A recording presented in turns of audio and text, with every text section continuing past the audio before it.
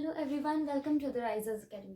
तो आज के इस लेक्चर में हम पढ़ने वाले हैं वायरस क्या होता है, वायरस के कंपोनेंट्स कौन कौन से हैं और टाइप्स ऑफ वायरस और वायरस की डिस्कवरी कैसे हुई। तो लेक्चर स्टार्ट करने से पहले यहाँ पर एक नंबर लिखा है 7009294662। अगर आप हमसे ऑनलाइन पढ़ना चाहते हैं तो आप इस नंबर पर इंक्वायरी भेज सकते हैं। अगर आप जालंधर या नियर बाय एरिया से बिलोंग करते हैं तो आप हमारा ऑफलाइन बैच भी ज्वाइन कर सकते हैं। तो चलिए शुरू करते हैं। वायरस क्या है? वायरस से बहुत सारी डिजीजेस फैलती हैं, ये हम सबको पता है, जैसे कि इन्फ्लुएंजा,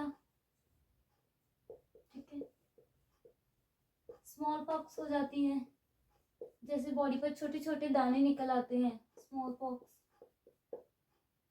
ठीक है, रेबीज, हेपेटाइटिस। कुछ और भी वायरल डिजीजेस होती हैं, जैसे कि प्लांट्स में टोबैको मोज़ेक वायरस। वायरस से क्या होता है, इनके लीव्स में ऐसे पैचेस से बनने लगते हैं, ऐसे पैचेस, ठीक है।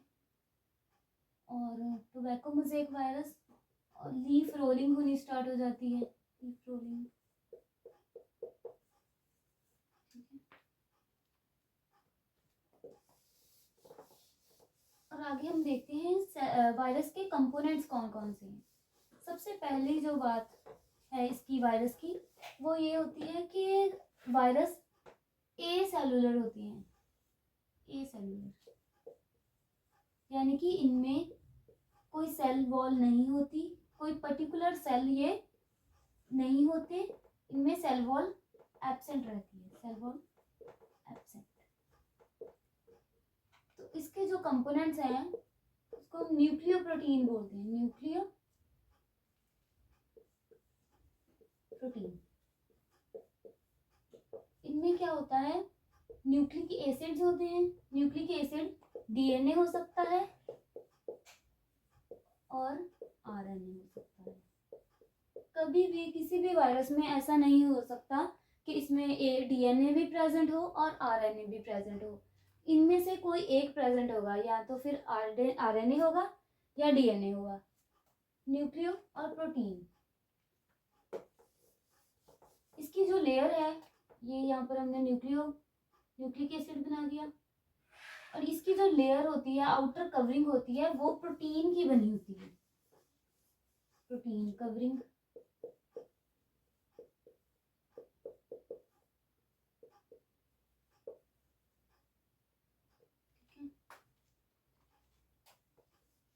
ये जो प्रोटीन की लेयर है इसको कैप्सिड बोलते हैं, कैप्सिड। और ये जो कैप्सिड है वो ऐसे छोटे छोटे स्मॉल सब यूनिट से बनी होती है।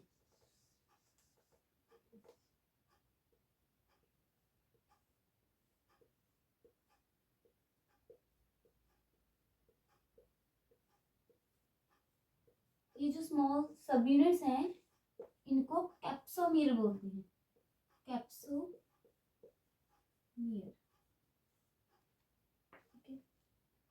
और अगर हम देखें, जब हमने लिविंग पढ़ा था कि लिविंग क्या है, उसका जो फिफ्थ करैक्टर था वो था,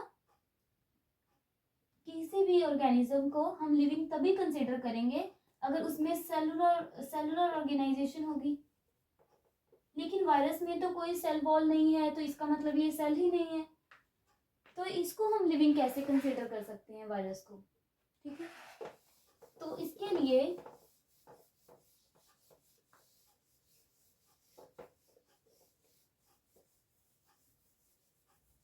हम देखते हैं कि वायरस क्या है, एक ऑब्लिगेट पैरासाइट है, ऑब्लिगेट पैरासाइट। ऑब्लिगेट पैरासाइट का मतलब होता है कि ये outside the host body survive नहीं कर सकता, तो इसके लिए बहुत जरूरी बन जाता है कि किसी होस्ट बॉडी को ढूंढकर उसमें सरवाइव करे, उसमें स्टे करे, ऑब्लिगेट पैरासाइट, ठीक है।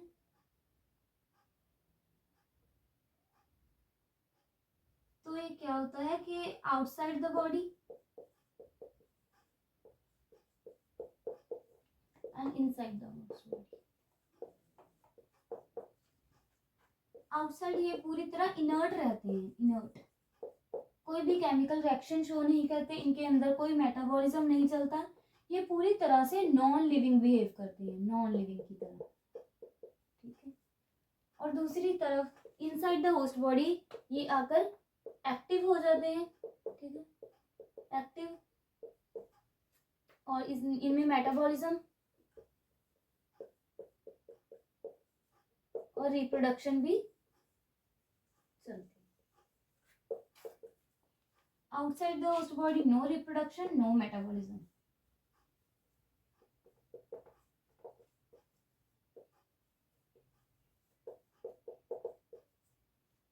Outside the host body it behaves as non-living and inside the host body it behaves as living।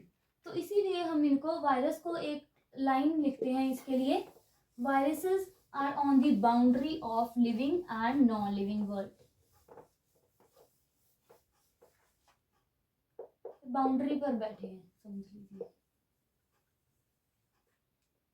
एक नॉन लिविंग, लिविंग, ये यहाँ पर बैठे हैं इसकी बाउंड्री पर, ना तो ये पूरी तरह से लिविंग कंसीडर किए जा सकते हैं, ना तो ये पूरी तरह नॉन लिविंग कंसीडर किए जा सकते हैं, ठीक है। तो आगे हम देखेंगे टाइप्स ऑफ वायरस।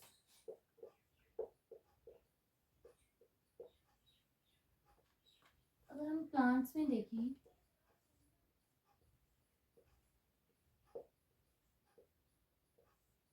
प्लांट्स में एक वायरस टोबैको मोज़ेक वायरस, इसकी शेप क्या है, ये हेलिकल होता है ऐसे,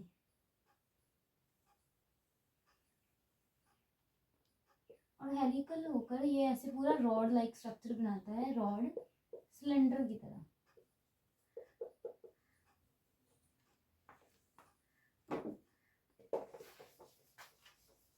इनमें जो कैप्सिड्स होते हैं, कैप्सिड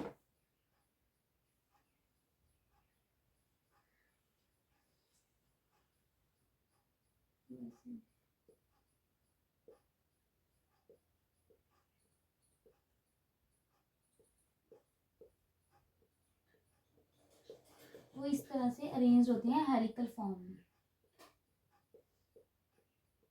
कैप्सोमियर्स, ठीक है।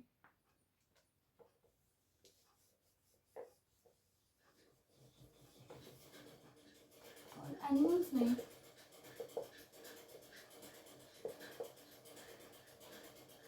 इनकी शेप पॉलीहेड्रल होती है, पॉलीहेड्रल,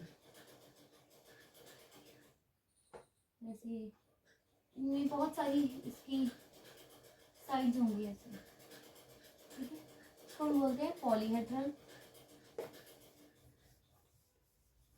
बैक्टीरिया में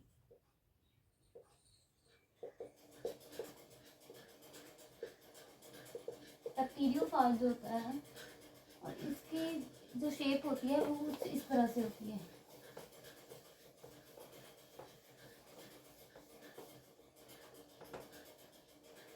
यहाँ पर इसका हेड होता है, यहाँ पर इसका कॉलर,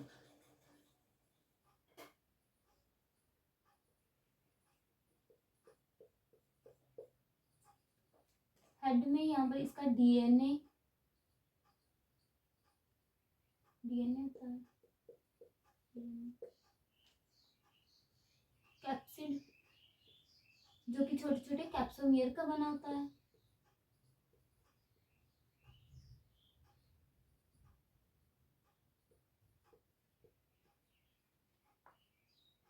यहाँ पर इसकी ऐसे ऐसे लेग्स, ठीक है, इसको हम बोलते हैं हेड, इसको कॉलर, शीथ, और इसको टेल फाइबर्स।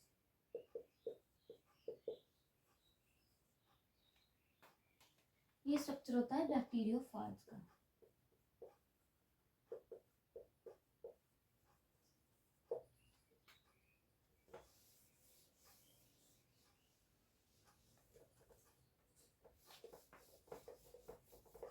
वायरस का जो जेनेटिक मेकअप होता है वो प्लांट्स में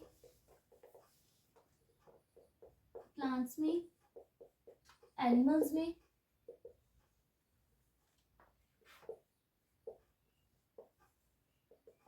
वायरस जो प्लांट्स के ऊपर अटैक करते हैं उनका जो उनका जेनेटिक मटेरियल होता है वो सिंगल स्टैंडर्ड आरएनए होता है उनके पास। और बैक्टीरिया की अगर हम बात करें तो उनमें जो वायरस जो बैक्टीरिया के ऊपर इन्फेक्शन करते हैं उनके पास डबल स्टैंडर्ड डीएनए होता है, ठीक है। और जो वायरस एनिमल्स के ऊपर अटैक करते हैं उनके पास सिंगल स्टैंडर्ड आरएनए भी हो सकता है, कुछ के पास डबल स्टैंडर्ड आरएनए होगा और कुछ वायरस के पास डबल स्टैंडर्ड डीएनए होगा, ठीक है।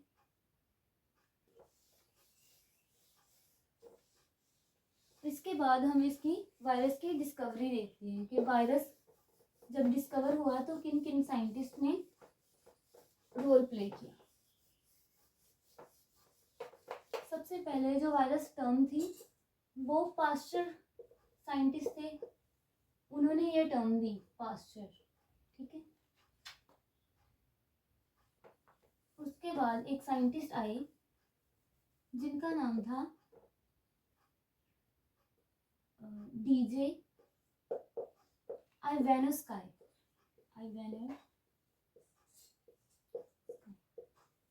इन्होंने देखा कि एक प्लांट है, समझ ली यहाँ पर एक प्लांट बनाते हैं,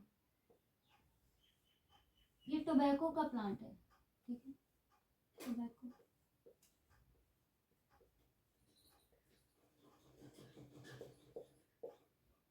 इन्होंने देखा कि इनके जो लीव्स हैं इन पर ऐसे कुछ पैचेस लगे हुए हैं, पैचेस। इन्होंने देखा कि इस पे एक डिजीज है, तो इन्होंने क्या किया, एक इसका लीव लिया और इसका सैप निकाल लिया, सैप। और उसके बाद इन्होंने क्या किया, ये सैप लेकर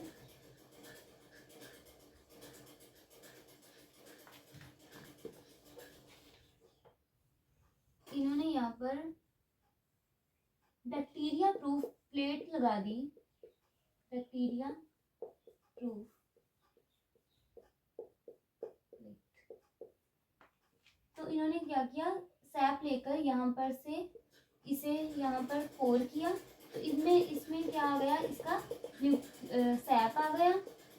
और ये जो प्लेट है इसमें क्या होता है कि जो साइज है इस प्लेट का, जो इसमें पोर्स होंगे प्लेट में, वहां से बैक्टीरिया पास नहीं कर सकता। बैक्टीरिया पास नहीं होगा तो यहाँ पर ही बैक्टीरिया रह जाएंगे सारे, तो और ये क्या होगा, सैप बैक्टीरिया फ्री सैप होगा, बैक्टीरिया फ्री सैप। तो इन्होंने देखा कि बैक्टीरिया तो यहाँ पर रह गया और ये सैप इन्होंने किसी और हेल्दी लीव पर डाल दिया, हेल्दी लीव पर।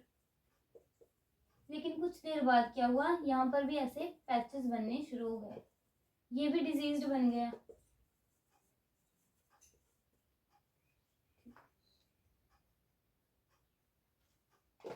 इसके बाद इन्होंने कहा, दो कंक्लूजन निकाले कि ये बैक्टीरिया नहीं हो सकता, ये बैक्टीरिया से कुछ स्मॉलर ऑर्गेनिज्म होंगे जो कि डिजीज कॉज कर रहे हैं। अगर बैक्टीरिया होता तो वो यहाँ पर इसी प्लेट के ऊपर रह जाता, ठीक है।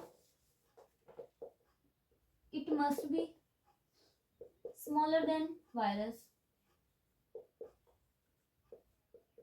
और इट मे बी टॉक्सिन, या ये कोई टॉक्सिन होगा।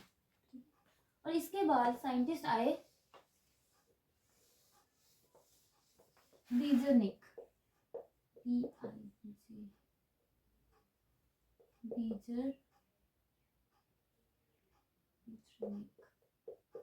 इन्होंने भी सेम एक्सपेरिमेंट परफॉर्म किया एक लिया इन्होंने डिजीज लीफ, उसका न्यूक्लियर सैप निकाल कर इन्होंने फिर से हेल्दी लीफ पर डाल दिया। हेल्दी लीफ पर डालने के बाद ये इसमें भी पैचेस आने शुरू हो गए। ये जो डिजीज था लीफ, इसके बाद इन्होंने फिर से इसका सैप निकाला और इसके बाद इन्होंने फिर से हेल्दी लीफ पर डाल दिया। लेकिन ये जो हेल्दी लीफ है इसके सैप से भी क्या होगा, इन्फेक्शन होगी इस पे भी। तो इन्होंने कहा कि ये जो बार बार सैप निकालने से इनकी इस हेल्दी लीफ पर भी इन्फेक्शन हो जाती है, तो इसका मतलब ये कोई बैक्टीरिया भी नहीं है, कोई टॉक्सिन भी नहीं है, ये कुछ और ही है। उन्होंने कहा ये कोई फ्लूइड हो सकता है, casual organism vivum fluidum.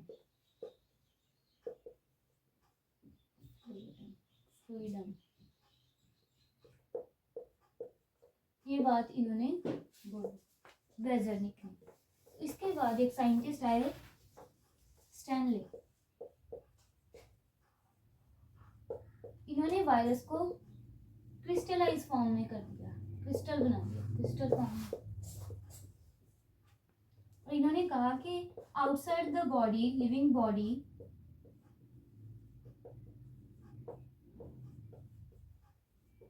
viruses are non-living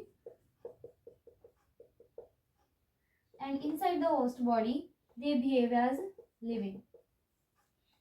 Okay.